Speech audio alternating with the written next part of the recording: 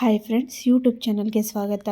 ಮುಂದಿನ ಹಾಸ್ಯ ಸಂಚಿಕೆ ಏನಾಗುತ್ತೆ ಅಂತ ನೋಡೋಣ ಬನ್ನಿ. ಶುರುವಿನಲ್ಲಿ ಗೊಂಬೆ ಪೂಜೆ ಮಾಡಬೇಕು ಅಂತ ಹೇಳಿ ಮೀನಾ ಎಲ್ಲ ರೆಡಿ ಮಾಡಿ ಪೂಜೆಗೆ ರೆಡಿ ಮಾಡ್ತಾಳೆ.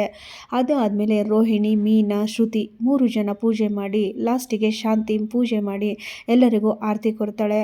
ಆರತಿ ಕೊಟ್ಟಾದಮೇಲೆ ಕಸ್ತೂರಿ ಹೇಳ್ತಾಳೆ, ಶಾಂತಿ ಈಗ ಹಾಡು ಅಂತ ಹೇಳಿದಾಗ ಸರಿ ಅಂತ ಹೇಳಿ ಮೈಕ್ ಹತ್ರ ಕೂತ್ಕೊಳ್ತಾಳೆ ಶಾಂತಿ. ಅದನ್ನು ನೋಡಿಬಿಟ್ಟು ಸೂರ್ಯ ಕೇಳ್ತಾನೆ, ಅಪ್ಪ ಅಮ್ಮ ಚೆನ್ನಾಗಿ ಆಡ್ತಾರ ಅಂತ ಕೇಳಿದಾಗ, ನನಗೇನು ಗೊತ್ತೋ, ನಾನು ಇವತ್ತೇ ನೋಡ್ತಾ ಇರೋದು ಡ್ಯಾನ್ಸ್ ಭರತನಾಟ್ಯಂ ನೋಡಿದ್ದೀನಿ, ಆದರೆ ಹಾಡಿರೋದು ಯಾವತ್ತೂ ನೋಡಿಲ್ಲ, ಕೇಳೋಣ ಇರು ಅಂತ ಹೇಳಿ ಕೇಳ್ತಾ ಇರ್ತಾರೆ.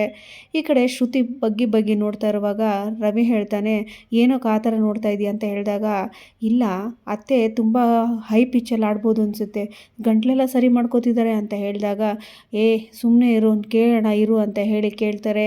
ಸರಿ ಅಂತ ಹೇಳಿ ಈ ಕಡೆ ಶಾಂತಿ ಗಂಟ್ಲೆಲ್ಲ ಸರಿ ಮಾಡ್ಕೋತಾ ಇರ್ತಾಳೆ. ಗಂಟ್ಲೆಲ್ಲ ಸರಿ ಮಾಡಿಕೊಂಡು ಒಂದು ರಾಗ ಹಾಡುವಾಗ ಕರ್ಕಶ ಧ್ವನಿಯಲ್ಲಿ ಕೇಳಿಸ್ತಾ ಇರುತ್ತೆ. ಎಲ್ಲರೂ ಕೂಡ ಕಿವಿ ಮುಚ್ಕೊಳ್ತಾ ಇರ್ತಾರೆ. ಕನಕ ನಗ್ತಾ ಇರ್ತಾಳೆ.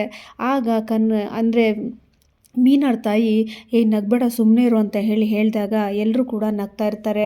ಶಾಂತಿ ಸಾರಿ ಗ ಮ ಪ ಅಂತ ಹೇಳುವಾಗಲೇ ಎಲ್ಲ ನಾಯಿಗಳು ಬೊಗಳ್ತಾ ಇರ್ತವೆ. ಆ ಬೊಗಳೋದು ನೋಡಿ ಶಾಂತಿ ಹಾಡೋದನ್ನು ನಿಲ್ಲಿಸ್ತಾಳೆ. ಮತ್ತೆ ಶಾಂತಿ ಹಾಡ್ತಾ ಇರುವಾಗ ಮತ್ತೆ ನಾಯಿಗಳು ಜಾಸ್ತಿನೇ ಬೊಗಳ್ತಾ ಇರ್ತವೆ. ಆಗ ಮತ್ತೆ ಹಾಡೋದನ್ನು ನಿಲ್ಲಿಸ್ತಾಳೆ. ಸೂರ್ಯ ಹೇಳ್ತಾನೆ, ನಾಯಿ ಬೊಗಳೋದನ್ನು ಕೇಳಿಸ್ಕೊಂಡು ಎಲ್ಲಿಂದ ಒಳ್ಳೆ ಸೌಂಡ್ ಬರ್ತಾ ಇದೆ ಅಂತ ಹೇಳಿದಾಗ ರಂಗನಾಥ್ ಅವ್ರು ಹೇಳ್ತಾರೆ, ಅದು ನಾಯಿ ಬೊಗಳ್ತಾ ಇರೋ ಸೌಂಡ್ ಕಣೋ ಅಂತ ಹೇಳಿದಾಗ, ಹೌದಾ ಅಂತ ಹೇಳಿ ಸೂರ್ಯ ಹೇಳ್ತಾನೆ. ರೋಹಿಣಿ ಹೇಳ್ತಾಳೆ, ಅತ್ತೆ ನೀವು ಹಾಡಿ ಅತ್ತೆ ಅಂತ ಹೇಳಿ ರೋಹಿಣಿ ಹೇಳ್ತಾಳೆ. ರೋಹಿಣಿ ಹೇಳಿದ ತಕ್ಷಣ ಅಂದರೆ ಸಾಂಗ್ನ ಹಾಡೋಕ್ಕೆ ಸ್ಟಾರ್ಟ್ ಮಾಡ್ತಾಳೆ ಶಾಂತಿ. ಹಾಡೋದನ್ನು ಸ್ಟಾರ್ಟ್ ಮಾಡಿದ್ಮೇಲೆ ಮತ್ತೆ ನಾಯಿಗಳು ಜಾಸ್ತಿನೇ ಬೊಗಳ್ತವೆ. ಆಗ ಮತ್ತೆ ಡಿಸ್ಟರ್ಬ್ ಆಗ್ಬಿಟ್ಟು ಶಾಂತಿ ಮತ್ತೆ ಹಾಡೋದನ್ನು ನಿಲ್ಲಿಸ್ತಾಳೆ. ಶಾಂತಿ ಹೇಳ್ತಾಳೆ, ಏನಿದು ನಾಯಿಯೆಲ್ಲ ಬೊಗಳ್ತಾ ಇದೆ ಕಸ್ತೂರಿ ಅಂತ ಹೇಳಿದಾಗ, ಇನ್ನೇ ನಾಯಿ ಥರ ಬೊಗಳಿದ್ರೆ ನಾಯಿ ಬೊಗಳ್ದೇ ಇರ್ತಾವ ಅಂತ ಹೇಳಿ ಕಸ್ತೂರಿ ಹೇಳಿದಾಗ, ಸುಮ್ಮನೆ ಇರೇ ಅಂತ ಹೇಳಿ ಶಾಂತಿ ಹೇಳ್ತಾಳೆ. ಅಲ್ಲಿ ಸೂರ್ಯ ಆ ಮಾತನ್ನು ಕೇಳಿಸ್ಕೊಂಡು ನಗ್ತಾ ಇರುವಾಗ, ರಂಗನಾಥ್ ಅವರು ಸುಮ್ಮನೆ ಇರೋ ಸೂರ್ಯ ಅಂತ ಹೇಳಿ ಹೇಳ್ತಾ ಇರ್ತಾರೆ. ರಂಗನಾಥ್ ಅವ್ರು ಹೇಳ್ತಾರೆ, ಹೋಗೋ ಸೂರ್ಯ ಆ ನಾಯಿನ ಓಡಿಸ್ಬಿಟ್ಟು ಬಾ ಹೋಗು ಅಂತ ಹೇಳಿದಾಗ, ಅಲ್ಲ ಅಮ್ಮ ಆಡ್ತಾ ಇದ್ದಾರೆ, ಎಷ್ಟು ಧೈರ್ಯ ಇರಬೇಕು ಇದು ಬೊಗಳಕ್ಕೆ, ಇರು ಮಾಡ್ತೀನಿ ಅಂತ ಹೇಳಿ ಆಚೆ ಹೋಗಿ ಸೂರ್ಯ ನಾಯಿನ ಓಡಿಸ್ಬಿಟ್ಟು ಬರ್ತಾನೆ.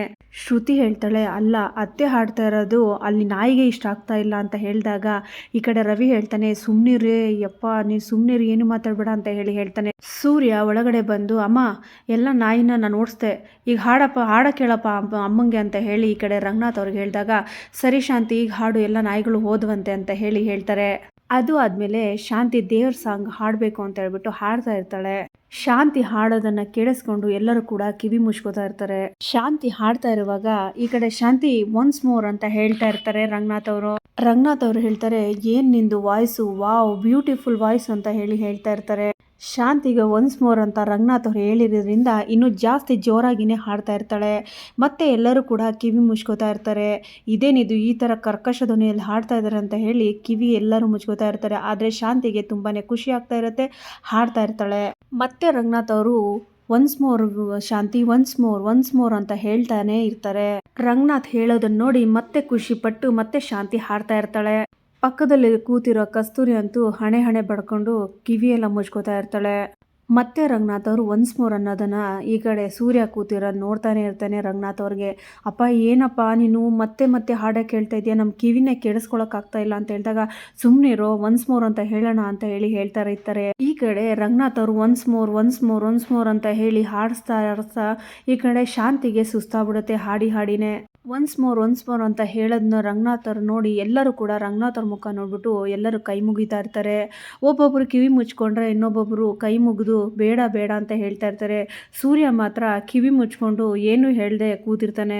ಸೂರ್ಯ ಹೇಳ್ತಾನೆ, ಅಪ್ಪ ನಿನಗೆ ಇದು ನ್ಯಾಯ ಅನಿಸ್ತಾ ಇದೆಯಾ, ಯಾಕಪ್ಪ ಪದೇ ಹಾಡಕ್ಕೆ ಹೇಳ್ತಾ ಇದೆಯಾ ಅಂತ ಹೇಳಿದಾಗ ಆಗ ರಂಗನಾಥ್ ಅವ್ರು ಹೇಳ್ತಾರೆ, ಈ ಬಾಗಿಲು ಆ ಕಡೆ ಈ ಕಡೆ ತೆಗ್ದಾಗ ಚುರ್ರು ಕುರ್ರು ಅಂತಿರುತ್ತಲ್ಲ, ಆ ಥರ ಸೌಂಡ್ ಇದೆ ಕಣೋ, ಹಾಡ್ತಾ ಸರಿಯಾಗುತ್ತೆ, ಅದಕ್ಕೆ ಹಾಡಿಸ್ತಾ ಇದ್ದೀನಿ ಅಂತ ಹೇಳಿ ಈ ಕಡೆ ರಂಗನಾಥ್ ಅವರು ಹೇಳ್ತಾರೆ.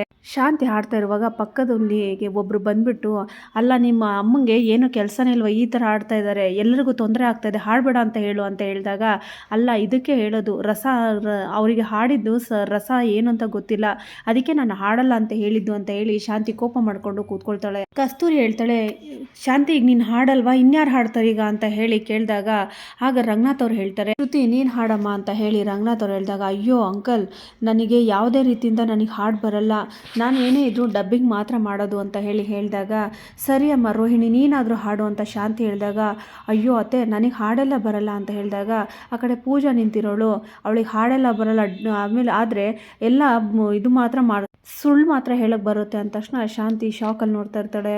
ಅದು ಆದಮೇಲೆ ರಂಗನಾಥ್ ಅವ್ರು ಹೇಳ್ತಾರೆ, ಮತ್ತು ಈಗ ಯಾರು ಹಾಡು ಹೇಳ್ತಾರೆ ಅಂತ ಹೇಳಿ ಯೋಚನೆ ಮಾಡುವಾಗ ಈ ಕಡೆ ಅಂದರೆ ಮೀನಾ ಅವ್ರ ತಾಯಿ ಹೇಳ್ತಾರೆ, ಮೀನಾ ನೀನೇ ಹಾಡು, ನೀನೇ ಚೆನ್ನಾಗಿ ಹಾಡ್ತೀಯಲ್ವಾ ಅಂತ ಹೇಳಿದಾಗ ರಂಗನಾಥ್ ಅವ್ರು ಹೇಳ್ತಾರೆ, ಹೌದಮ್ಮ ಮೀನಾ ನೀನೇ ಹಾಡು ಅಂತ ಹೇಳ್ತಾರೆ. ಶಾಂತಿ ಹೇಳ್ತಾಳೆ, ಅಲ್ಲ ಭರತನಾಟ್ಯ ಮಾಡೋಳು ನನಗೇ ಶ್ರುತಿ ಸರಿಯಾಗಿ ಬರಲ್ಲ, ಇನ್ನು ಇವಳೇನು ಹಾಡು ಹೇಳ್ತಾಳೋ ಅಂತ ಹೇಳಿದಾಗ ಸೂರ್ಯ ಕೂರಿಸ್ಕೊಂಡು ಈಗ ಹಾಡು ಹೇಳು ಮೀನಾ ನೀನು ಹಾಡು ಹೇಳು ಅಂತ ಹೇಳಿ ಸಪೋರ್ಟ್ ಮಾಡ್ತಾನೆ. ಮೀನಾ ಒಂದು ದೇವ್ರ ಶ್ರುತಿನ ಹೇಳಿಬಿಟ್ಟು ಅಲ್ಲಿಗೆ ಕೈ ಮುಗಿದು ಎದ್ದೇಳುವಾಗ ಎಲ್ಲರೂ ಕೂಡ ಚಪ್ಪಾಳೆ ಹೊಡಿತಾರೆ. ತುಂಬ ಚೆನ್ನಾಗಿ ಹಾಡಿದೆ ಮೀನಾ ಅಂತ ಎಲ್ಲರೂ ಕೂಡ ಅಪ್ರಿಷಿಯೇಟ್ ಮಾಡುವಾಗ ಈ ಕಡೆ ಶಾಂತಿನೂ ಚಪ್ಪಾಳೆ ಹೊಡಿಯೋಕ್ಕಂತ ಹೋದಾಗ ಇನ್ನೇನು ಅವರೆಲ್ಲ ನೋಡ್ತಾರೆ ಅಂತ ಹೇಳ್ಬಿಟ್ಟು ಚಪ್ಪಾಳೆ ಹೊಡೆಯಲ್ಲ. ಅಲ್ಲಿ ಪಕ್ಕದಲ್ಲಿ ಅಕ್ಕಪಕ್ಕ ಬಂದಿರೋ ಎಲ್ಲ ಪೂಜೆಗೆ ಬಂದಿರೋ ವ್ಯಕ್ತಿ ಹೇಳ್ತಾರೆ, ಅಣ್ಣ ನಿಮ್ಮ ಸೊಸೆ ತುಂಬ ಚೆನ್ನಾಗಿ ಹಾಡು ಹೇಳ್ತಾರೆ, ಆದರೆ ನಿಮ್ಮ ಹೆಂಡತಿ ಇದಾರಲ್ಲ ಅವರು ಒಂಚೂರು ಚೆನ್ನಾಗಿ ಹಾಡಲ್ಲ ಅಂತ ಹೇಳ್ತಾರೆ. ಶಾಂತಿ ಹೇಳ್ತಾಳೆ, ಸರಿ ಆಯಿತು ಏ ಮೀನಾ ಎದ್ಬಿಟ್ಟು ಎಲ್ಲರಿಗೂ ಪ್ರಸಾದ ಎಲ್ಲ ಕೊಡು ಅಂತ ಹೇಳಿದಾಗ, ಸರಿ ರೋಹಿಣಿ ಶ್ರುತಿ ನೀವು ಕೊಡಿ ಅಂತ ಹೇಳ್ತಾರೆ ರಂಗನಾಥ್ ಅವರು. ಆಗ ಮೊಬೈಲ್ ಅಲ್ಲೇ ಬಿಟ್ಟಿರ್ತಾನೆ ಸೂರ್ಯ, ಅದನ್ನು ನೋಡಿಬಿಟ್ಟು ಈ ಕಡೆ ಸನ್ನೆ ಮಾಡಿ ಹೋಗು ರೋಹಿಣಿ ಅಂತ ರೋಹಿಣಿ ಕಳಿಸ್ತಾಳೆ. ಪೂಜಾ ಹೋಗ್ಬಿಟ್ಟು ಮೆಲ್ಲಗೆ ಮೊಬೈಲ್ ಎತ್ಕೊ ಬರುವಾಗ ಅದನ್ನು ಸೂರ್ಯ ನೋಡಿಬಿಟ್ಟು ಥ್ಯಾಂಕ್ ಯು ನಾನು ಮೊಬೈಲಲ್ಲಿ ಇಟ್ಬಿಟ್ಟಿದ್ದೆ, ಸಾರಿ ಥ್ಯಾಂಕ್ ಯು ಅಂತ ಹೇಳಿ ಈಸ್ಕೊಂಡ್ಬಿಡ್ತಾನೆ. ರೋಹಿಣಿ ಆ ಮೊಬೈಲ್ ಇಸ್ಕೊಂಡ್ಮೇಲೆ ನೆನ್ನೆನೂ ಈ ಥರನೇ ಆಯಿತು, ಇವನೊಬ್ಬ ಅಂತ ಹೇಳಿ ಈ ಕಡೆ ಬೈಕೊಂಡು ನಿಂತಿರ್ತಾಳೆ. ಅದೆಲ್ಲ ಪೂಜೆ ಎಲ್ಲ ಆದಮೇಲೆ ನೈಟ್ ಆಗುತ್ತೆ. ನೈಟ್ ಆದಮೇಲೆ ತುಂಬಾ ಸುಸ್ತಾಗಿರ್ತಾಳೆ ಮೀನಾ. ಆ ಕಾಲು ಕೈಯೆಲ್ಲ ಒತ್ತುತ್ತಾ ಇರ್ತಾನೆ ಸೂರ್ಯ. ಅಲ್ಲ ಮೀನಾ ಎಲ್ಲ ಕೆಲಸ ನೀನು ಒಬ್ಬಳೇ ಮಾಡಿದ್ಯಾ, ಸುಸ್ತಾಗಿರುತ್ತೆ ತಾನೇ, ಬಾ ಇಲ್ಲಿ ಕಾಲೆಲ್ಲ ಒತ್ತುತ್ತೀನಿ ಬಾ ಅಂತ ಹೇಳಿ ಈ ಕಡೆ ಸೂರ್ಯ ಒತ್ತುತ್ತಾ ಇರ್ತಾನೆ.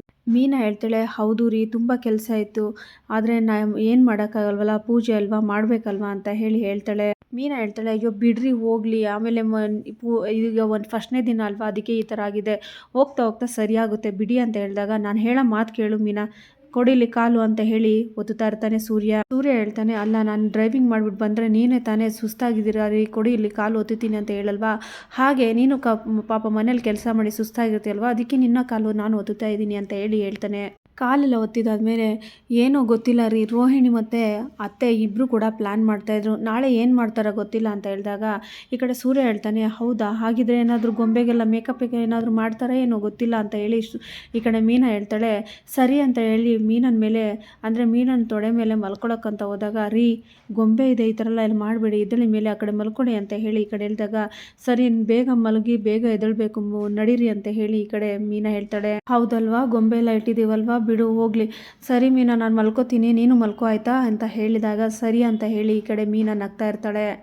ಇಲ್ಲಿಗೆ ಈ ಸಂಚಿಕೆ ಮುಕ್ತ ಆಗುತ್ತೆ. ಮುಂದಿನ ಸಂಚಿಕೆಗಾಗಿ ಕಾಯ್ತಾರಿ ಅಂತ ಹೇಳ್ತಾ ಎಲ್ಲರಿಗೂ ಧನ್ಯವಾದಗಳು.